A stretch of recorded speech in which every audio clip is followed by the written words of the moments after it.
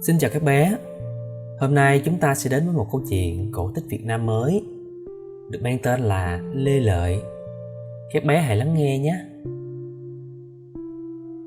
Hồi ấy, giặc Minh sang xâm chiếm nước ta, đối đãi với dân ta vô cùng tàn ác. Không một ai là không nghiến răng chau mài. Lúc bấy giờ, có Lê Lợi nổi quân đánh bại lại chúng. Nhưng trong lúc mới khởi nghĩa, quân ít, lương lại thiếu. Mấy lần bị giặc đánh đuổi, mỗi người chạy một nơi. Nhưng ông không ngã lòng nản chí. Ít lâu sau, được mọi nơi giúp đỡ, giúp của giúp người, nên thanh thế lại dần nổi lên. Một hôm, đội quân của Lê Lợi bị thua nặng. Một mình ông thoát được vòng vây chạy về một xóm kia. Nhưng một toán quân Minh đã phát hiện ra, đuổi theo rất gấp. Khi đi qua một lùm cây, ông bỗng thấy hai vợ chồng một ông lão đang be bờ bắt cá ở ruộng. Ông liền chạy xuống nói với ông lão: "Cụ làm ơn cho tôi đánh bắt cá ở đây với, lũ chó ngô sắp tới bây giờ." Ông lão cởi ngay chiếc áo đang mặc ném cho ông và ra hiệu bảo ông cứ xuống mà bắt. Lê Lợi vừa thò tay xuống bùn thì cả toán quân giặc đã xồng xọc chạy tới.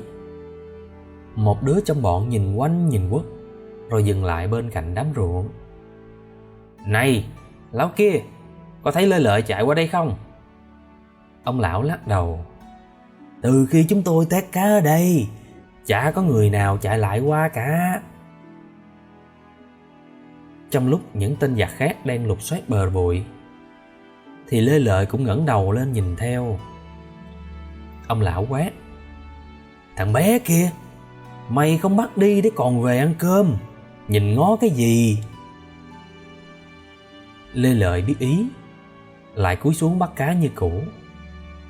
Quân giặc đứng ở trên bờ tưởng người nhà ông lão nên không hỏi thêm gì nữa. Một chốc sau, chúng rút đi nơi khác. Tối hôm ấy, ông lão đưa Lê Lợi về nhà mình.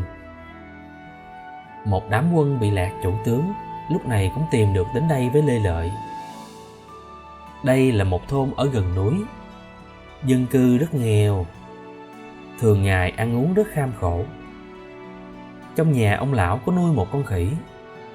Thấy không có gì đại quân khởi nghĩa, mà đi mua bán thì sợ không giữ được kính tiếng. Hai ông bà bèn nhau giết thịt con khỉ kho lên cho mọi người làm thức ăn. Riêng Lê Lợi thì có thêm một đĩa cá chép vừa bắt được lúc chiều. Cả tướng lẫn quân vừa mệt vừa đói nên ăn rất ngon lành. Mờ sáng hôm sau, trước khi tự giã, Lê Lợi nắm lấy tay ông lão nói: "Chúng tôi không bao giờ quên ơn lão. Sau này lúc nước nhà hưng phục, sẽ mong có dịp báo đền." Lần thứ hai, Lê Lợi lại bị thua to. Quân sĩ không chống nổi với lực lượng hùng hậu của giặc, nên siêu bạt mỗi người một nẻo. Lê Lợi một mình trốn về rừng già. Có 3 tên giặc đuổi theo sát nút. Qua một đoạn đường rẽ, ông bỗng bắt gặp thay một cô gái bị giặc hãm hiếp và giết chết.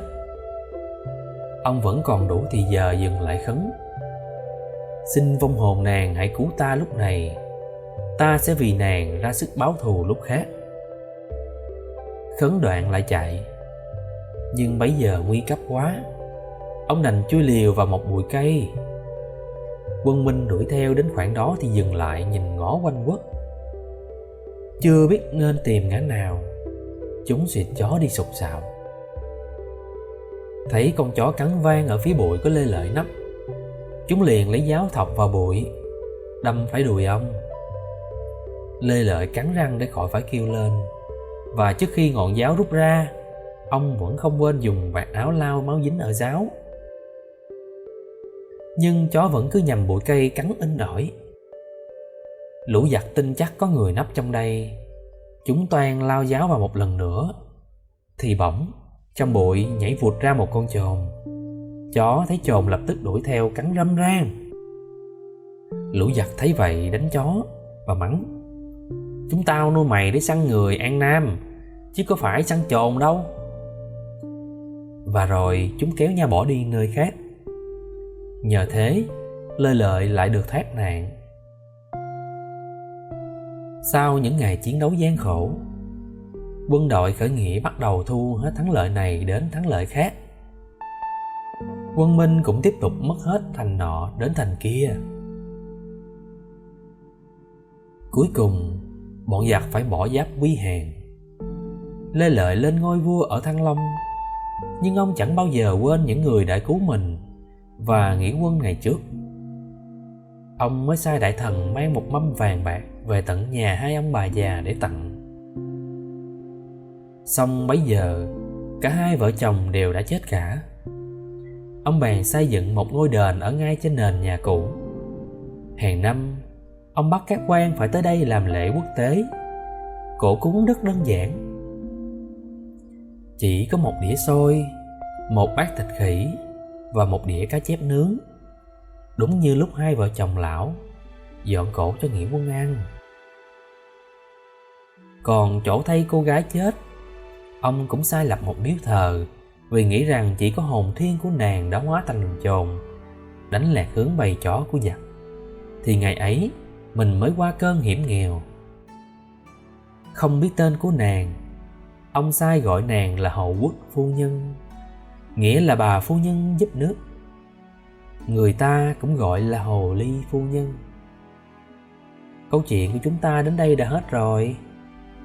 Chúc các bé vui vẻ và ngoan ngoãn nhé.